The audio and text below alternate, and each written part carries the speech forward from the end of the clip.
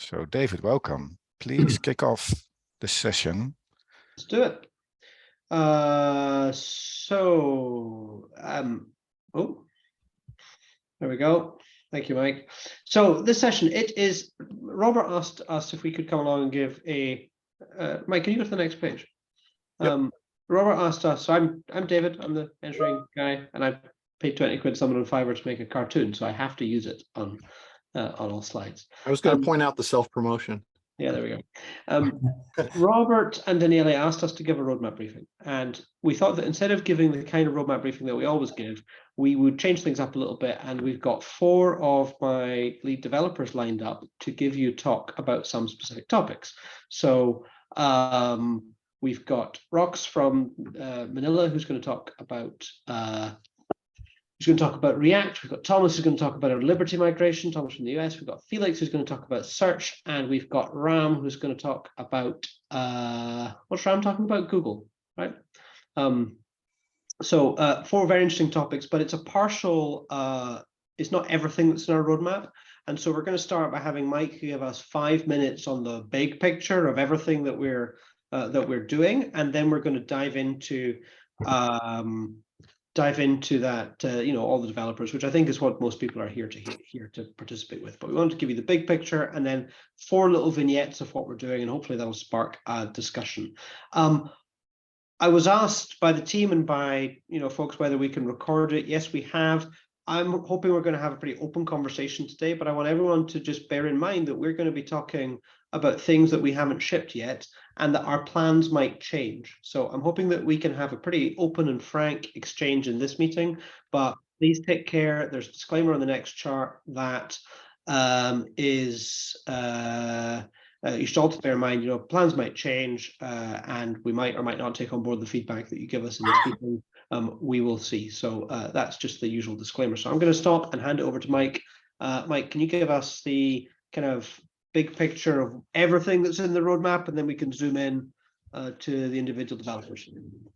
Yeah, sure. So, as far as our direction, right, none of that has changed, right? I mean, we're still interested in providing all this tooling that's going to, make available basically the fastest way for you guys, practitioners, developers, the folks involved in creating these sites and experiences to create that experience at the intersection of content, application, and process, right? So, ultimately the mission's the same, but in line with that mission, and I think probably we've shared some of this before, but just as a reminder, we've kind of aligned the work in these kind of 4 areas, right? Plus an additional area that kind of goes understated, like the non-functional stuff. But for the most part, the work we're undertaking, falls in line with these 4 areas. It's around the practitioner experience. So those folks that are assembling the sites, the content, and ultimately on the hook for delivering this experience, the developers, for their automations, their integration capabilities, and ultimately making it easier to create customizations on top of it. Then there's kind of the integration components, right? The customer experience or employee experience side of things, where we're integrating with a broader ecosystem of capabilities, DX and HCL capabilities and external capabilities, to power these experiences with all of the modular componentry necessary. And then of course the actual deployment, right? The cloud deployment, the architecture of how that thing gets deployed and basically the pods and how exactly the monolith is being deconstructed into the various piece parts or modules that will ultimately in combination be called the digital experience. So those are high level the categories. Hopefully you're familiar with the change we made in how we're naming the releases, but ultimately we took this on this year, kind of transition to naming after stars. This helps for marketing purposes to align the capabilities we're delivering with when that's going to be delivered. This also helps helps us to keep velocity in mind, and ultimately to be able to better position how these features are being released and so on. So of course we had our Orion release in June of this year. You can expect that to continue on in a June timeframe for the next 4 years, where we're working currently on the Sirius release, and then of course following that Antares and Rigel. So just that quick change in kind of how we're marketing, how we're describing the releases and so on, so that as you see these the Orion and Sirius and so on show up in these charts, you can kind of align what we're delivering with the relative timeline. So very quickly, to just get into the more granular stuff that we're doing in these 4 areas. So again, for those practitioners, the idea of making it easier to deploy and create and assemble these experiences, the high level marquee type of things that we're adding in this next release for Sirius is going to be the addition of a content analytics and bulk update capability. Obviously for curation purposes, and ultimately making it easier to understand what's being used and where it's at. And then we'll also be adding some AI assistance for those practitioners to be able to, automatically summarize and generate, keywords and metadata related to the content. Of course, with a positive downstream impact on things like SEO, on things like search, etc. And then we'll be looking at Design Studio and kind of how is it that we can leverage Design Studio to build out templates and components and manage the styles that are being deployed with these experiences. And then of course we're going to start or restart the journey of making Content Composer the primary authoring UI. Obviously, if you recall, Content Composer's initial target was authoring for headless experiences, and we're going to begin to iterate on that and make that transition to leveraging Content Composer as that primary authoring UI, and moving away from the Wickham authoring portlets. For the developers, we've started releasing a lot of this already, so hopefully, and you'll see some of that today and a lot of additional detail, relative to it. But we're going to do a better job at providing samples and how-tos and documentation guidance on how you leverage these modern theme frameworks, or sorry, modern JavaScript frameworks, for instance, React, Next.js, Vue, that sort of thing, with the script apps and themes that are commonly being used within digital experience sites. We will also be looking at providing additional APIs and SDKs for those SPA developers and for headless scenarios as well, so that you can maintain your authoring capabilities, with those headless deployment models.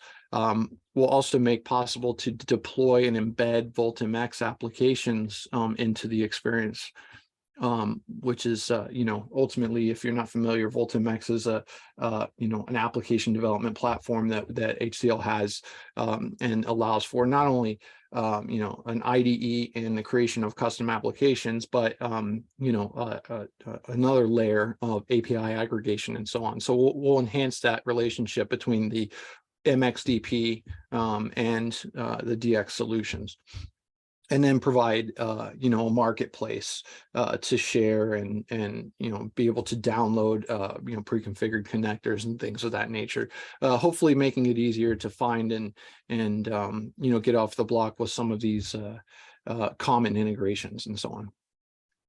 So looking at the broader customer experience and employee experience ecosystem, we're going to be providing embedded content asset pickers or palettes, or selectors. There's a lot of names we're throwing around, but ultimately the idea here is in those headless requirements, in those integrated applications, or even other content management systems, we want to provide the ability to remotely fire a way to select, query, and find, I guess, the content artifacts you have in DX and leverage those remotely in those headless or multi-headed scenarios. We're going to integrate with Unica in a couple of different ways, allowing for kind of plug and play Unica Interact offers, and some of that capability to simply be a drag and drop proposition where I'm essentially dropping campaign collateral onto a page, and even taking a step further and providing pluggability with the personalization engine, leveraging the Unica segmentation in DX sites. Along that same line, we'll be adding some additional AI assistance there that's going to power recommendations and offers and things of that nature, that's going to ultimately allow AI decisioning to play a part in the personalization engine and what gets provided on the screen. That will also be how we initially start to work with the signals, kind of CDP functionality. And we'll have additional detail as time goes on relative to signals and those AI capabilities. And then we're going to expand the BDE use case, ultimately looking to reinvigorate some of the kind of connections like functionality, and make available those common BDE scenarios. And then last, for that cloud native deployment, ultimately we've undertaken a lot of work. You'll get a lot of detail here today around how is it that we start to break that monolith apart and look at transitioning from WAS into Open Liberty. We'll obviously be targeting the cloud native deployments for this first, like I said, we'll be getting some more information on that today.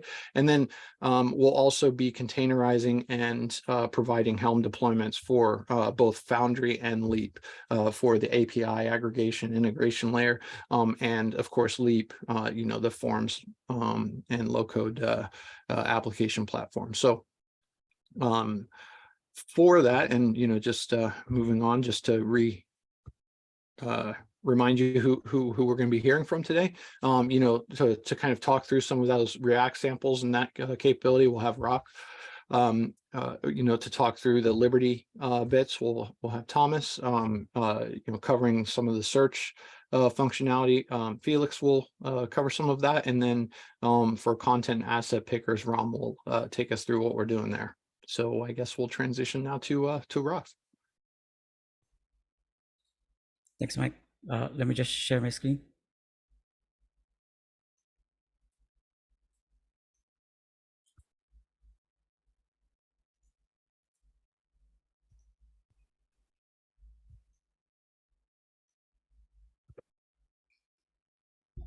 Okay. Pleasant day, evening to everyone. Since this is my first time in this meeting, so let me just introduce myself. My name is Raquel Magel. I can't see your screen. Am I the only one? It's not shared. It's sharing. It's not shared. I'm sharing it. It shows shared.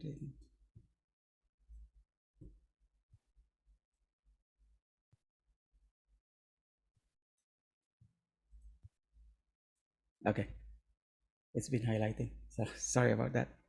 So yeah,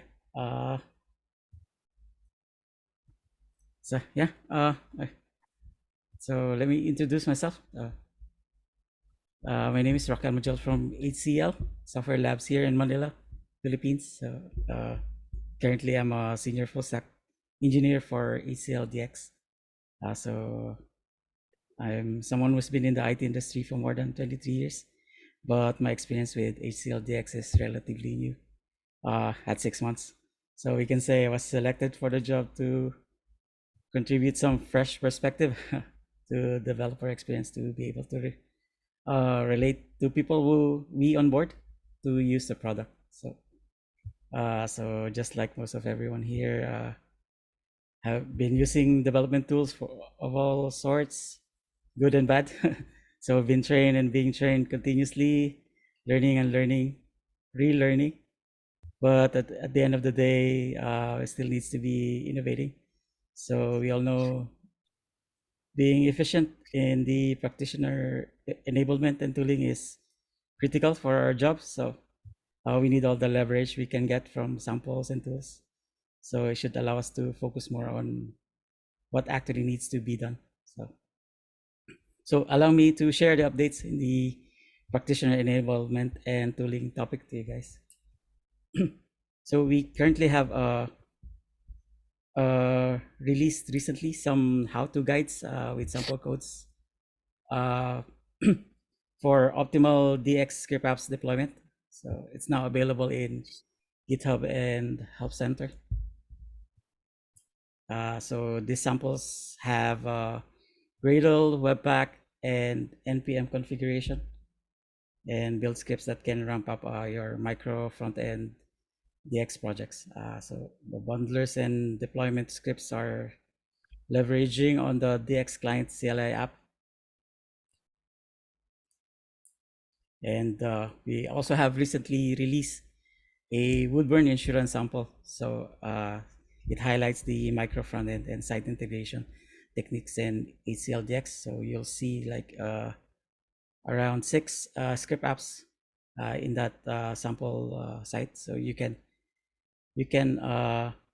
import them into your local DX instance, and then play around, look around, see the different techniques that are being used in that. So it has a corresponding tutorial in the help center. So the how-to guides in the help center, they link to each other. So hopefully you can. We encourage you guys to visit the site, and there's more to come for guides, tutorials, and sample codes. So for the current samples that we have, we highlight the importance and the use of code splitting. So it's useful for controlling resource load sizes, and it will encourage parallel downloads from the browser. So it also encourages the use of the cache, leverage on the use of the cache. And we've shown how to do the dependency sharing between script apps. So if you have multiple script apps that uses like a React dependency, so we've shown in the samples how you can avoid the redundant downloads for those libraries. We also have showcased the on how you can do dependency isolation. So we have a sample there you can look at that we have a React in version 16 and React in version 18, 2 apps working together or being loaded together in a single DX page. So it should help some of the projects that that's quite hard to like to upgrade, and but you need to develop new app. You have to load new script apps into the same page. So so we encourage you to visit the site and look at the samples that we have. So we also have like styling, CSS, SCSS, sharing, isolation samples there in the in the GitHub site, and we also have some third-party components integration. So we've integrated components from webcomponents.org and loaded it into DX. So we should we encourage you to look into those samples and the Help Center tutorials. So we have also done some necessary DX client config and commands needed for the script apps. So they're all wrapped in the Gradle and NPM codes. So for the future samples, incoming samples that we are working on, we have a React and Vue apps, a React and Vue apps together. They are deployed in a single DX page. So we have successfully have done it already, and then we're just polishing the documents, and it's going to be deployed or published soon in the sample repository. And then we will be working on some Angular and other front-end frameworks also for the samples. For our incoming updates to DX tools, so we are building, we'll be providing a tool in the near future that will allow developers to do a live sync. So so basically, these tools will allow, will be created, updated to allow continuous sync of source codes in your local development workspace.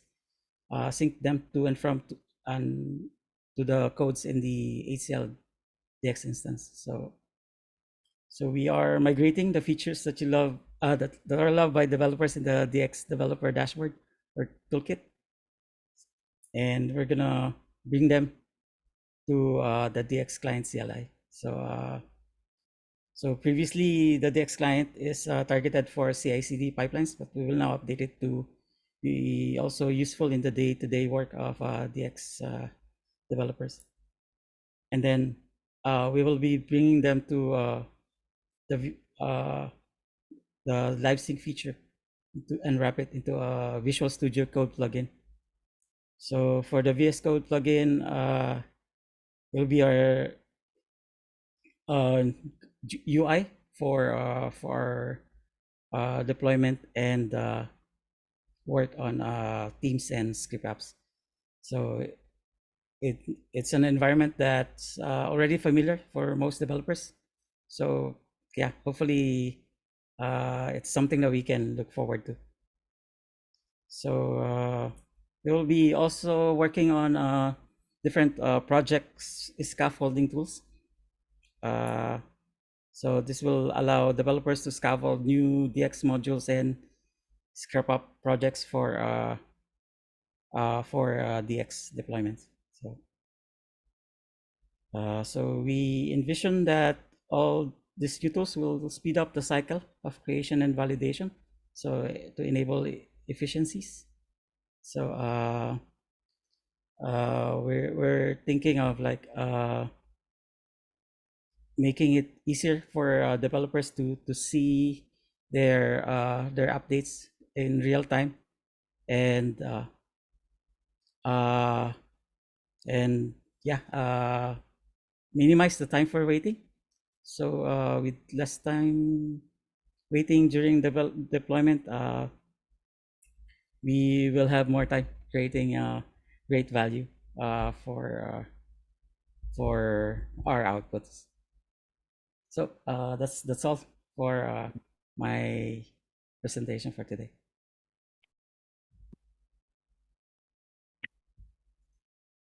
Thanks, Rob. Daniele, I think we're doing questions afterwards, aren't we? I think so, yes. Otherwise, we never get to the next topic. So yeah, let's move to the next. Absolutely. Thank you, Rob. That was great. Who is next? I've forgotten now. I'm next. Mr. Hurek. Off you go.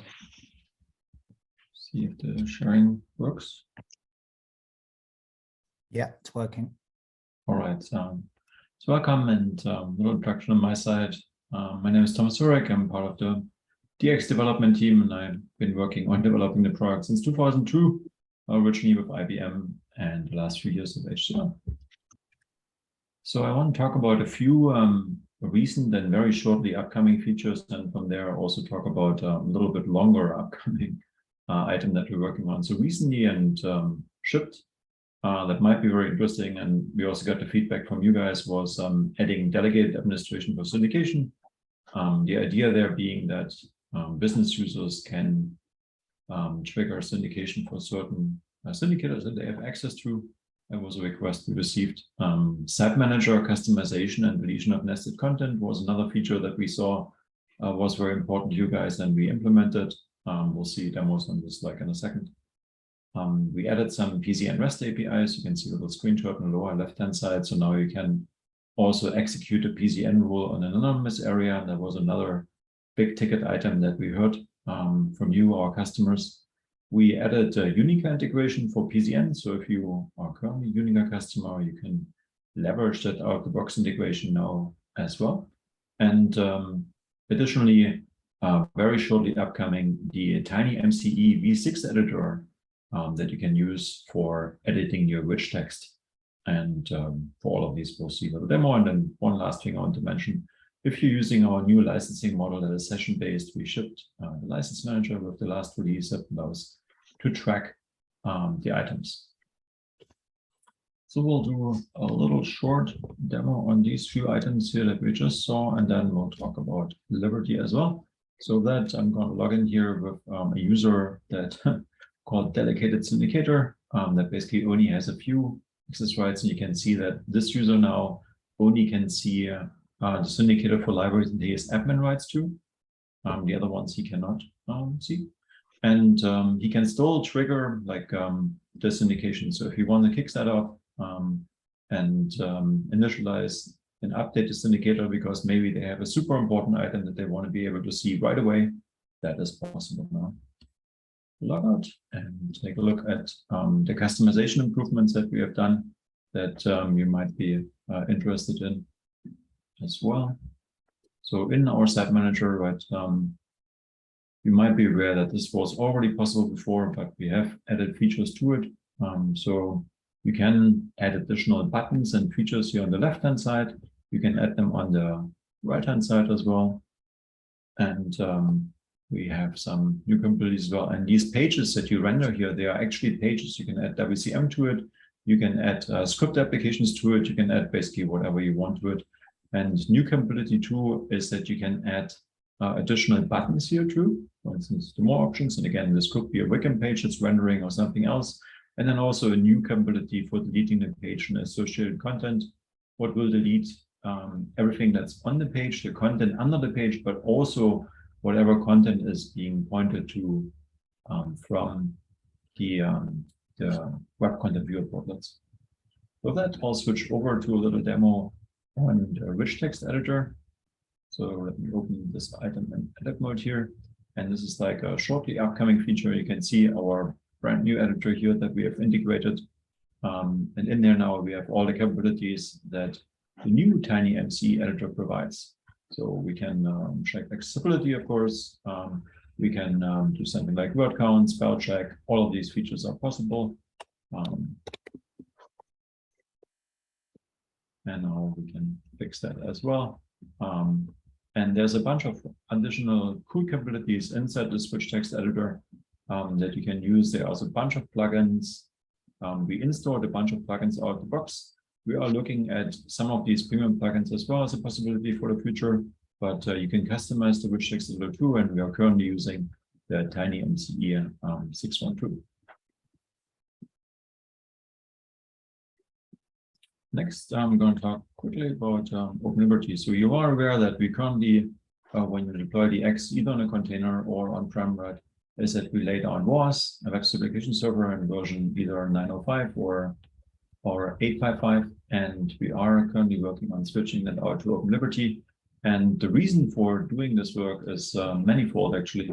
First, we want to be able to support the recent JDK, and that's not only for you guys, but also for us. We are waiting for using later JDK features. Being stuck on JDK 8 or JDK 7 has not been ideal.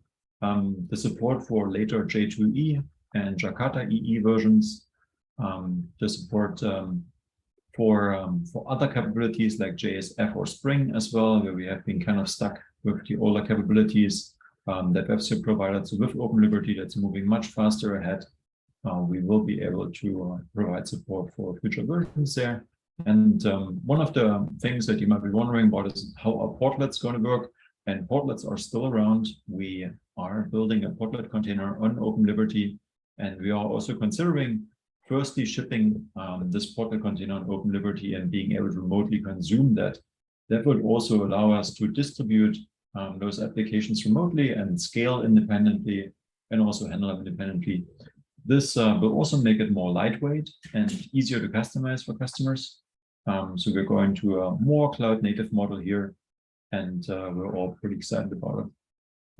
With that quick little demo, as you can imagine, there's quite a bit of work for getting DX running on Liberty. We currently have like a few things running here. So I'm currently running a local Docker container with DX, or I can also trigger it from Eclipse as well, or from Maven.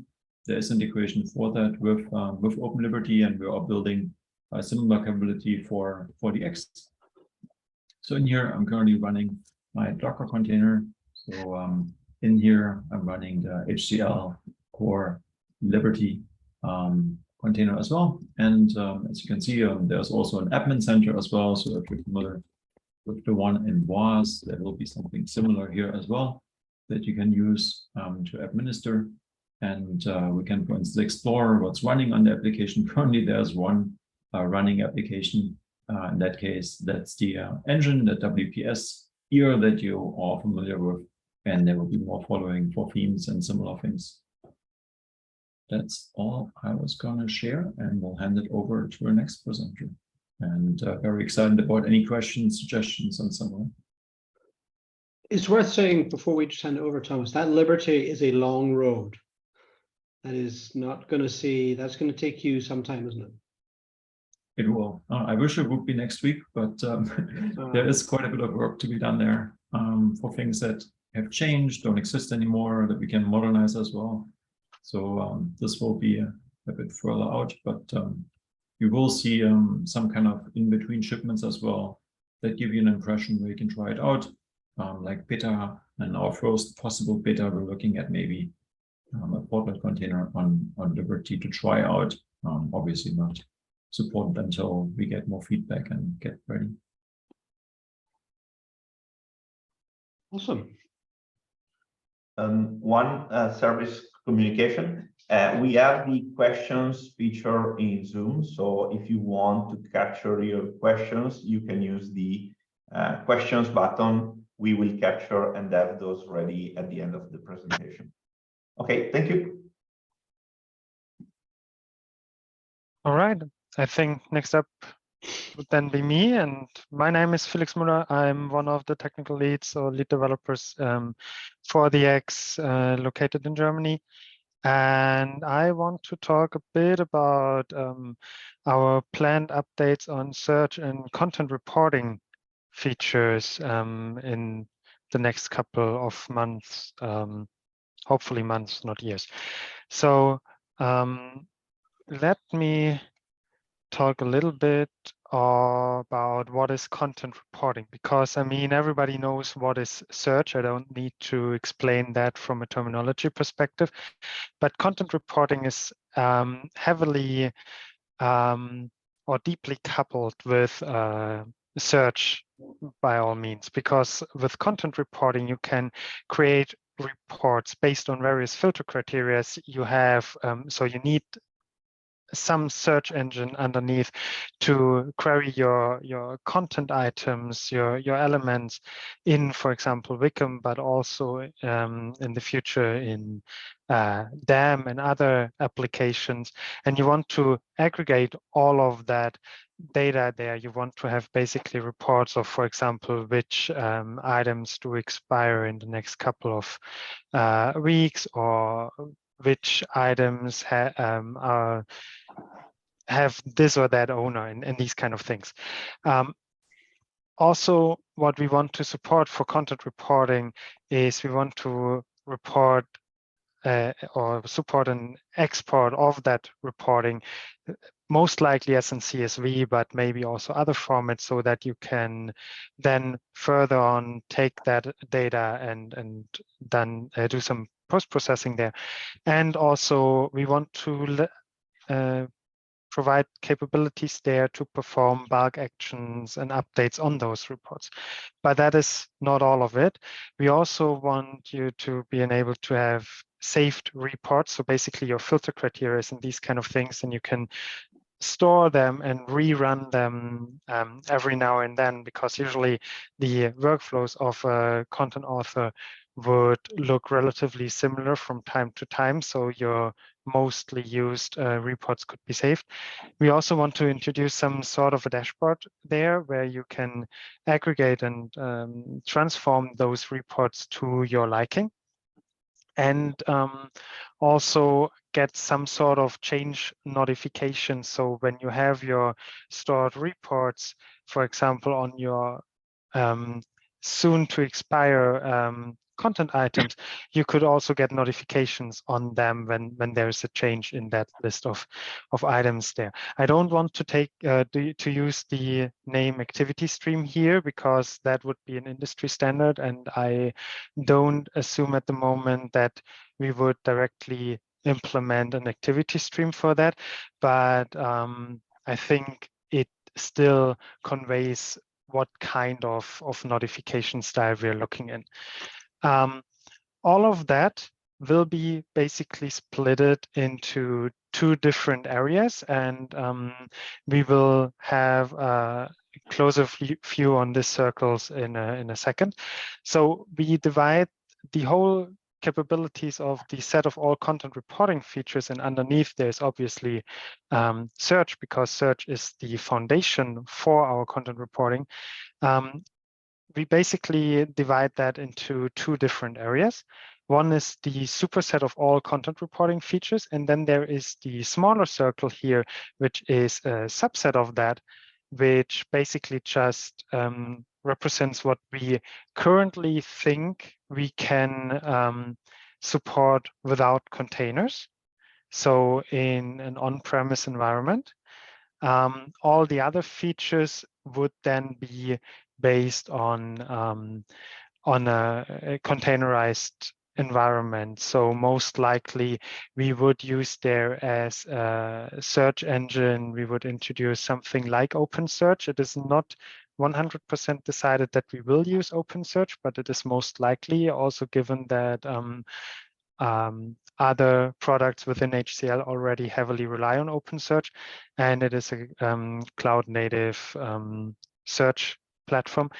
The one or the other of you might have already read through some of those sticky notes here and have seen which capabilities are available then without containers. And you might have realized already that all of those capabilities or searches are basically possible currently by relying on the JCR text search. And that is not a coincidence, because our goal here is basically to make as much possible from a reporting perspective on JCR text search to support as much as possible for customers who can't migrate in the near future to a cloud-based environment or a containerized environment. But in the long run, our strategy is being a cloud-native application. Also, a couple of our additional features like DAM and these kind of things will run only in a containerized deployment, so it makes perfect sense that certain capabilities are not in this smaller circle here. Just to make this a little bit bigger here, let me go to the interactive Mural board where we are basically also planning this. There are a set of things you can search for. So these are basically all the filter capabilities you currently have in the Wickham search portlet. We also then want to provide certain things you can directly update there, like replace the authors or owners, update the expiry date, replace words or phrases, and update keywords. So all of these functionalities, and some of them already exist, but not as a with a user front end what the content author could do on its own. So and also they can't monitor at the moment the progress of these changes, and also the exports of those data then as CSVs. That is basically all what we want to offer there in a new portlet within DX Core. And then obviously with a new search engine ideally based on OpenSearch in a containerized environment. And I'm really interested in what your guys' thoughts are there. So hopefully we have some time at the end to discuss this. Over to Ram for the last topic there. Thank you, Felix. Just to let everyone know, we're not ending at 5 this time, so we're extending the session today. Super.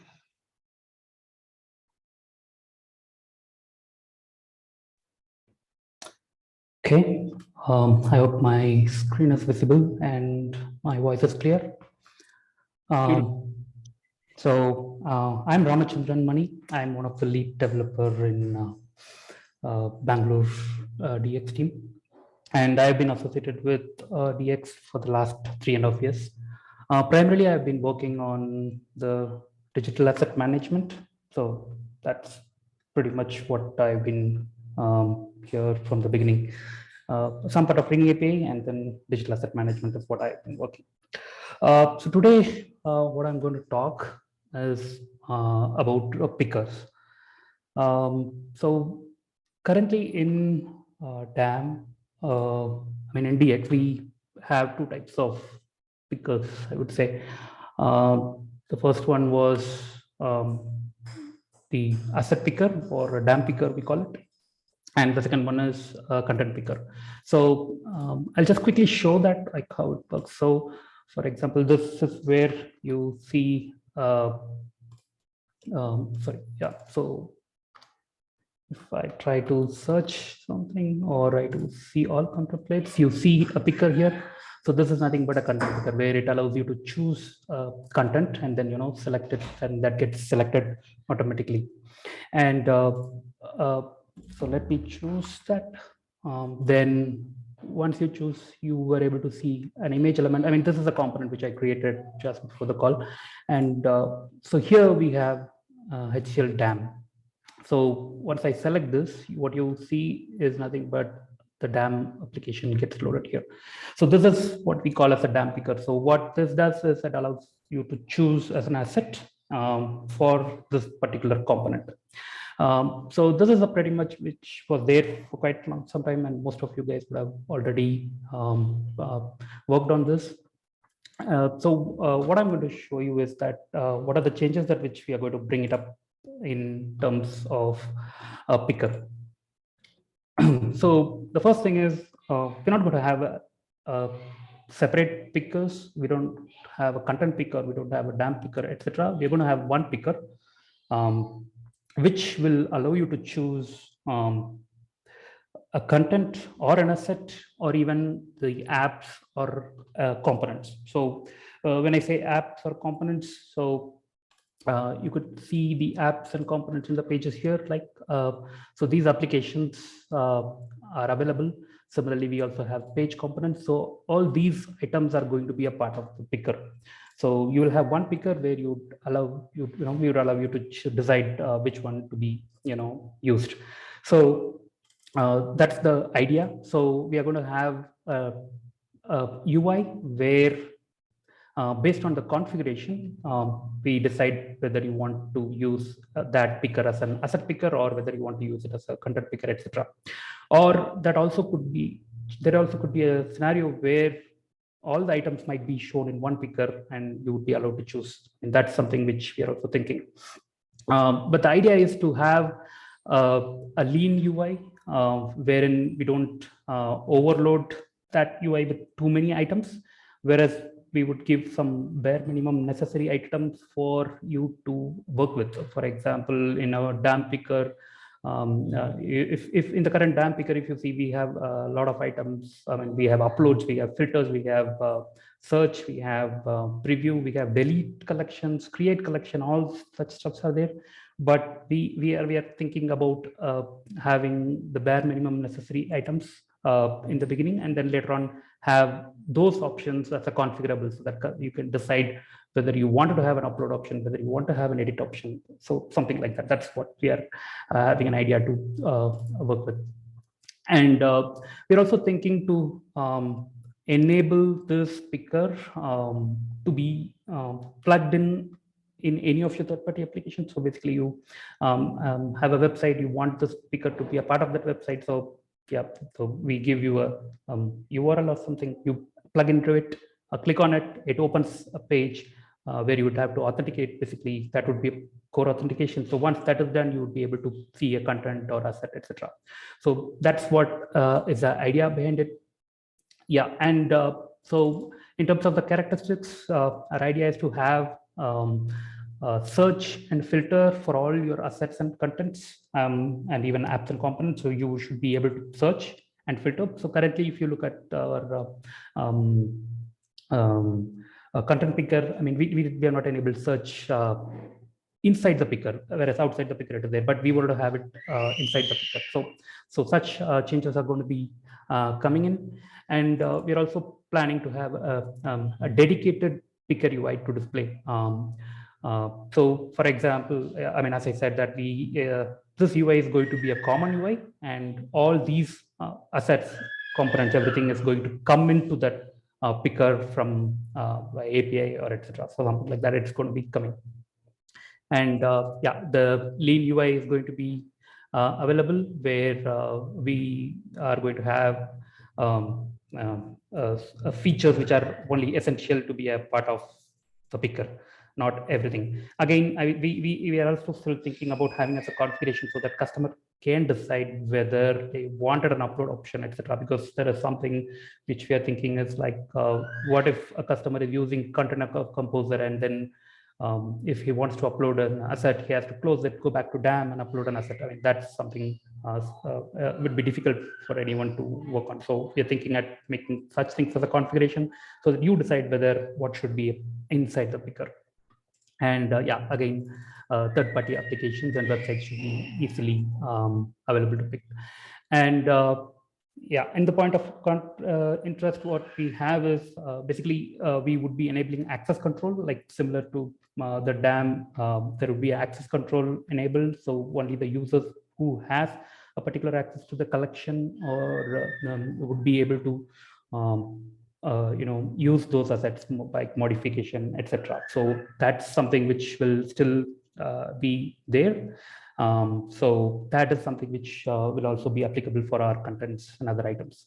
So access control is going to be there, and authentication also is going to be a part of it. So if anybody has tried up the picker URL, if you access it on the browser, it would open a model window, kind of it's kind of a Chrome pop-up, right? The browser pop-up, which will force you to enter the credentials.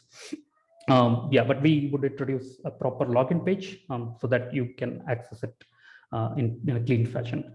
And there is going to be a consistent UX approach. So if you current in the same way, like we are going to have simple UX where I choose an asset, the asset details be shown in maybe a left panel or right panel, whatever we call it. So it's going to be shown. So similarly, if I choose the content, the details about the content also would be shown. So we are trying to make that as pretty unique. I mean, the details might vary, but in terms of UX, we are planning to have a standard being met, so that it's pretty easy for in terms of usability, it should be pretty easy. So that's what our idea is there. And one generic UI independent of type of items to be picked. So like for example, if I based on the configuration, like if I choose as asset as my picker, then the items which I'm going to pick is going to be pretty straightforward. So there is nothing going to be changed. So this is what we are planning, and this is something which we have envisioned, and we are about to start working on these items in the upcoming releases. So we are pretty excited about it. So what I'd like to know is that are there any suggestions or any views which people would like to propose, and it would be interesting to hear in that aspect. Yeah, that's with my presentation. Awesome. Well, thank you to Rock and Thomas and Felix and Ram for that stuff. Daniele, back to you. Oh, okay. and thank you. So we got some questions from the audience, and some got already answers, but I wanted to share for everybody. One was from Herman Höbler about the Portlet API. Which version of the Portlet API will be implemented? So Thomas gave us the answer, but would you comment more on that, Thomas? You said JSR 286, but looking into Portlet 3 as well, and for some time also planning to support the legacy container. So anything you want to comment in a more extended way about the Portlet API support? No, just that I mean, we're trying to keep the API still working on Liberty, but not everything might be possible. And if you might be aware of the limitations if you ran WSIP before as a remote portlet, but so when you ship a Liberty container with a portlet container remotely, something similar would apply, meaning that if you, let's say, set something in the local JVM, right, obviously it won't be there in the target JVM because it's different JVMs. Some re-architecture work will be needed, but that's natural as we move forward. Okay, right. Great. And second question also was about reports. If those search-based reports were only related to editorial aspects and scenarios, or there were new other usage of the search features. And you also commented on that, Thomas. Can you explain that a little bit more? I'm sure, and Felix might want to chime in there too. So our idea is for the open search work that we're doing is that it's not only be useful for like editing, right, or for offers, but also an interesting aspect for end users. And I know you've had this, or like everybody has had this requirement for a while to update our search engine, right? Also for like rendering scenarios where like give me all the content that has certain fields set and get that back to me. And of course, still access control filtered, right? We are the platform of trust. So, let me dream. Are you saying that you possibly could have weekend menus where the selection criteria is an open source query? Sort of? Possibly, at least from a client side, right? You could be able to trigger that way. Okay. Yeah. And that has been my dream for many years. So I think you will have to dream for a while though, still. So okay. It won't be there next week. No. Having you start working on it or thinking about it, it's good. Yeah. So as Thomas said, the idea is there to have this open search as a unified search that basically replaces all other areas where we currently use search in one way or another.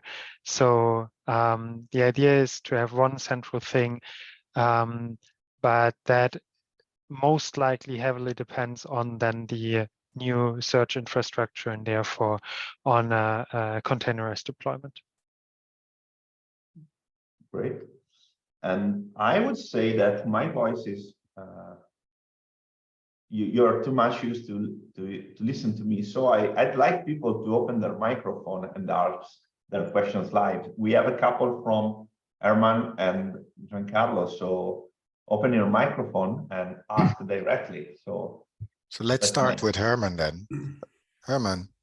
No, well, actually, what I just want to know regarding the content composer, will it be enabled to edit managed pages as well? Because as of now, we can only edit content which is in site areas, but not in managed pages. You mean in the picker, Herman? Is that what you're saying? No, generally in the content composer. You know, the content composer, you cannot edit content if it's in a managed page. You can edit content in a site area only. You mean if it's living under a managed page? Yes, correct. If you know, if you go to portal site library, go down the page structure, content composer doesn't work. the limitation from the beginning, and I haven't read anything that it has been lifted so far. I think we opened an idea about this because one of my customers is using managed pages heavily. So is the content on the portal site as well. And so content composer doesn't work for him. We should make that possible in my eyes. I mean, it's not a lot of work, and it's still the same content, so it shouldn't be very hard to add that. We'll take another look at your idea, Herman, and get back to you. Okay, thank you. Giancarlo, I thought you had a question as well that wasn't answered. Yes, thank you. I was just looking if there is any planned feature that could help users to enrich the actual structure of metadata for the DAM asset, because we can just customize something about the digital asset management in terms of rendition and whatever else, but it could be useful to be able to define also other metadata respect to the one available today. I don't know if there are any planned feature for that. What kind of metadata are you referring to? Additional metadata. So do you have something there in mind? My question comes from a business partner who is working on a customer project. I try also to figure out which kind of metadata they would like to add. I'm still honestly waiting for an answer to that. But the question is if maybe I want to put something else in terms of attribute to enrich my metadata. I don't know if this is something that could be done or not. I mean, for when you say metadata, it's like when I upload an image, I get what is the resolution, which camera I have used. So those sort of things is what we are thinking as a metadata. Is that what you're talking about? Yes, maybe. Yeah, if that's the case, right? Yeah, what we have done is we have enabled the generation of metadata via extensibility framework. So what we're doing right now is basically when you upload an asset, we have our own image processor which uses some libraries to create, to fetch the metadata from an asset, and then it gives back. What you can do is if you have another third-party application which is capable of extracting some more metadata from an asset, then basically you can use the same extensibility framework, have your own plugin created, and for metadata you can call that particular plugin so that you would get more metadata. Okay, but in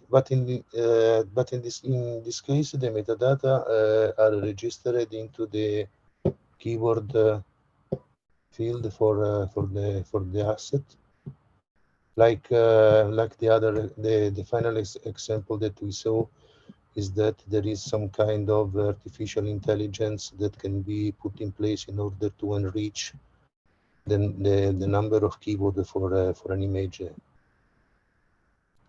In this case, the use of the plugin you are suggesting basically works the same or not? I mean, you see, for extensibility, we have enabled multiple things. One is metadata extraction, and another one is keyword generation. I think there are two bits here.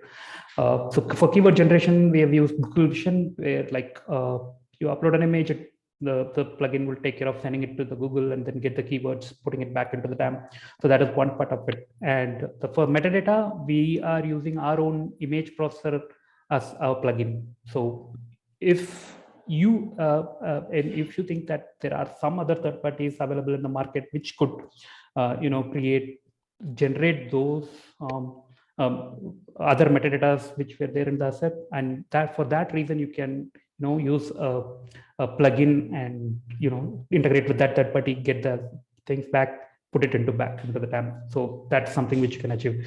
But I think I sense from your question that you're telling that there are keywords already available in that asset, right? I mean, when I say asset, it's the binary. So yeah, those keywords are not that is getting displayed in your keyword, in your metadata. Is that what you're referring? If so, I mean, there is, we already have a backlog, I guess. So not all the keywords are, the plugin which we, I mean, the modules which we use to extract the metadata doesn't extract the keywords out of the binary yet. So that is something which we can check. Maybe I can get back on that if that's the case. Thank you so much. More questions? Exactly. Please go off your mic mute and just ask your question. I do have one. Just one, Dennis. Oh, Go ahead. just one. I heard Rogue talk about the Visual Studio Code plugin. Visual Studio, what is it? VS Code plugin. So Yes. any timeline on that? I think that would be really helpful for our developers. Hopefully first quarter of 2023. Okay, good. Good. Would be very interesting because now they have to set it up themselves. So very nice. And I would like to say that it's good to see that you're also working on other examples than just React.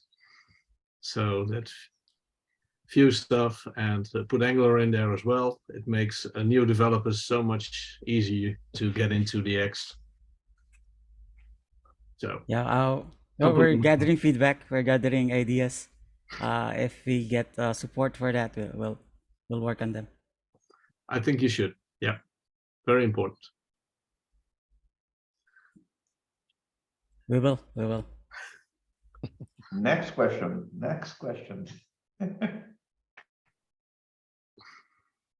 Keep those questions coming.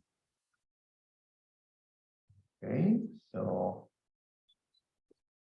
so I have a question for Thomas, I think. The Liberty migration will take a long while, David warned us. But when will we see the first releases using Liberty? In a long time. Guesstimate. I'm not asking a commitment. First better. Do you want me to answer that, Thomas? Yeah, go for it.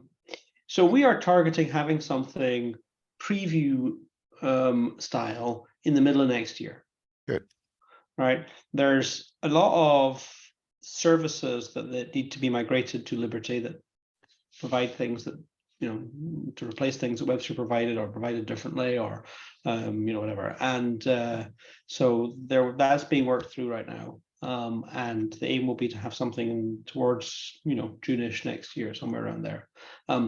But caveat in flashing neon purple letters here is we don't know what we don't know. And there's an awful lot of exploration going on by the team to, discover. For example, I asked Graham yesterday when who was working on the Portal container, when he thought we might have something running on Liberty, and his answer was, I'll give you an answer in a few weeks, because right now there's still a whole lot of onion peeling going on to find out what exactly needs to be done, right? And we don't know the full extent of that work at this point in time.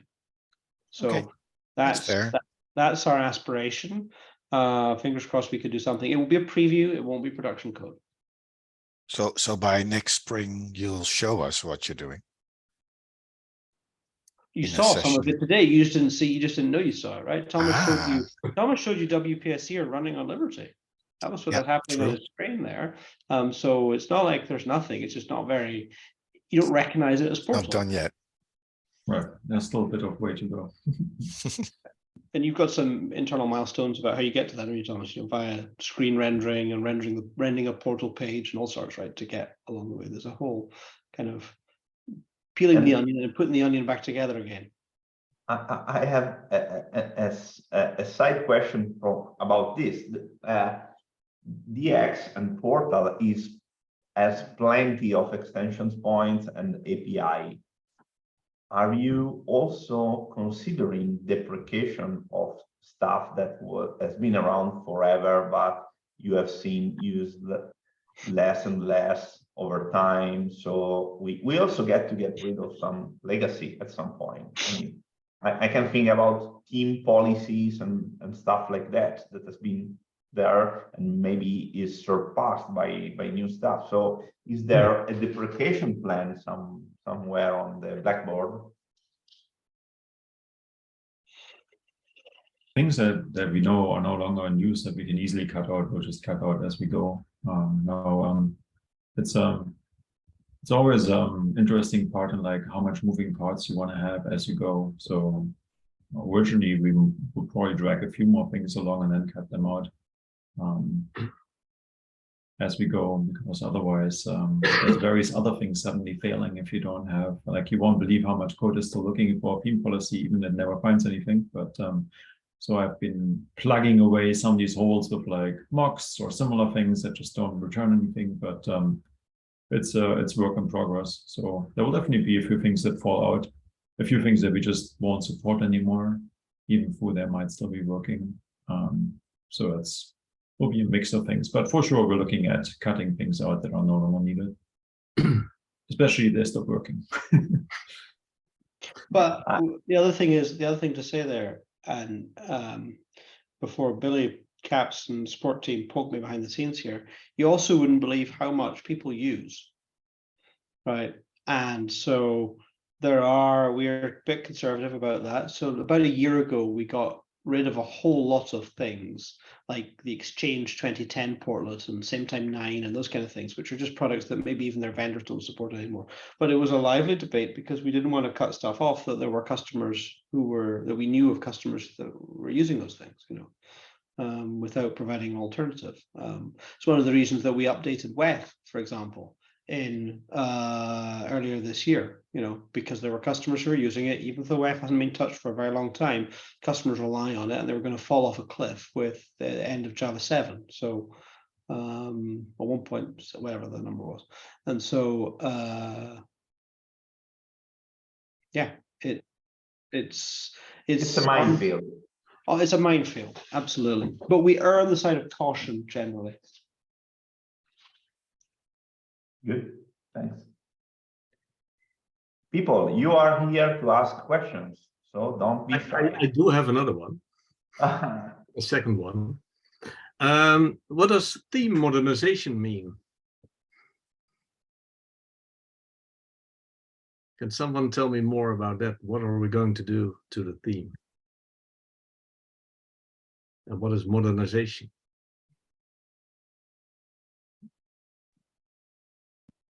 I think Mike might have had that on the agenda. No, Mike, if you Was want it in the to. beginning? It was on, I think it was on Rogue's slide. Mike, please come So- back. Yep. On Mike's, really? Yeah, in the beginning.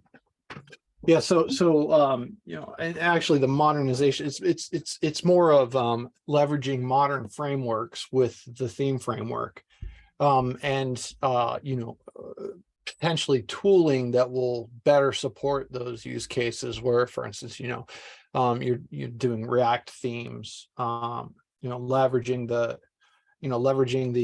resource aggregator, leveraging reuse and componentization and things of that nature.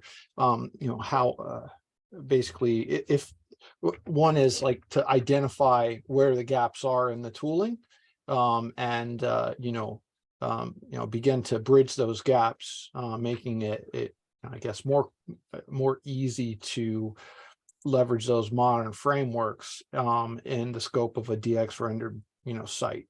Mm-hmm. Okay.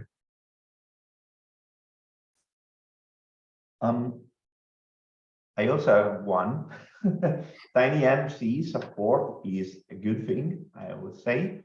And are you also bringing Tiny MC in the inline editor? Right now, inline editor is only supporting CK editor. Having Tiny would be very welcome addition.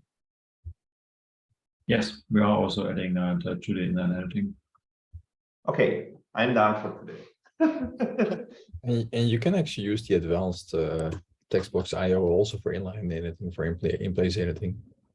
Not as long as they know. Yeah, you can. It's just a WAS configuration. It's not possible in the Wickham configuration. You have to set a special WAS parameter for it. Yeah. Keep that hidden. Well, you Okay. just learned. Hey, Dan, you just learned something. Absolutely, always. That's why I ask questions. Only way to learn. Good. So maybe there are some other questions from other people. I see there's still 37 people there. So anyone?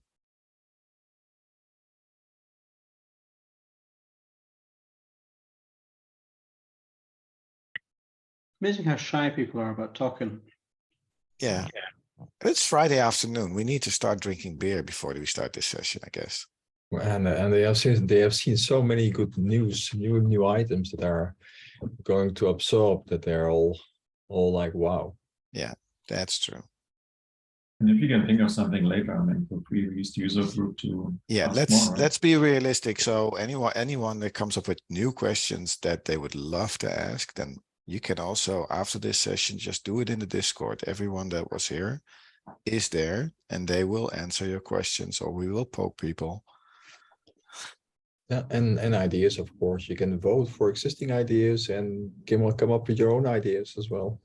Where can they do that, Herbert? On the ideas portal. And then you probably need the URL of for that.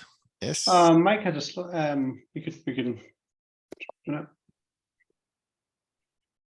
So if you have any ideas that you want to see implemented by HCL, and you I just shared the link. to the ideas portal. Yes. Thank you, Daniel. Chat is disabled for me. Yeah, but Daniel just posted it to everyone. So Yes, Yeah. it was just posted. Yeah. And of course, you will see that also we have every release, we bring in new features. So I hope you're appreciating my small courses I'm building for allowing you to discover that. Even if there are some issues in finding the video controls. And actually, we found out how we need to solve that. So we're going to solve that. But I hope you're appreciating the time we're bringing into making it more easily understandable, what's available, and help you to motivate to get the right reasons to plan and run the updates to the latest versions. So true. As a comment to your update videos, now that you have the summary videos, you can do one video per feature to deep dive into the new features. You're challenging Herbert here. God. All the time, always raise the bar. No, I'm joking. Let's be happy with what he's doing already for that. That's it's good. It's good. Daniele, at one point you said in the comments, "This is huge." Can you just remember what that was? It was about the DX sync. It was a comment that only panelists got. It was about Rock demo on the DX client extending to have watch mode for resources, and this is great because we are doing the development all the time with Webpack or whatever, building in a continuous way, having DX client able to pick and push that to the live environment would be end-to-end integrated testing in real time. So that creates a no excuses situation for web developers. So that's what I was looking for. No excuses, just do it. And this is huge. That's my point.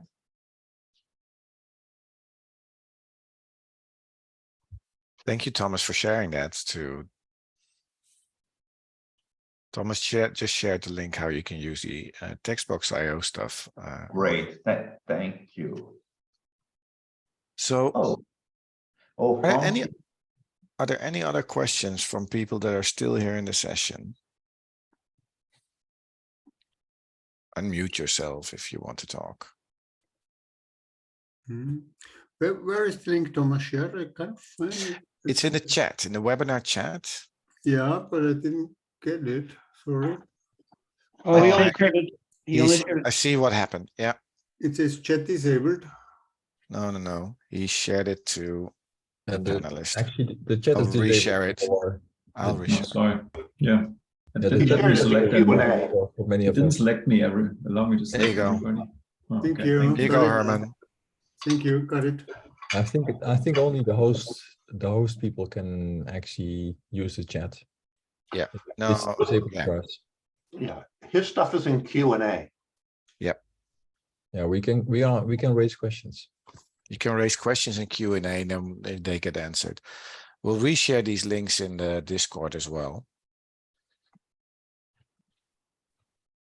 So if there's no more questions today, as it is Friday afternoon, I would suggest we go and finish up for today. Yep. Thank you everyone for coming and being a part of the user group meeting today. Hopefully we'll see you on Discord. Just keep asking your questions there. Thank you. Bye-bye. Thank you. Have a good Thank weekend. you. Have a good weekend, everyone. Bye bye. Bye. Thank you. All right.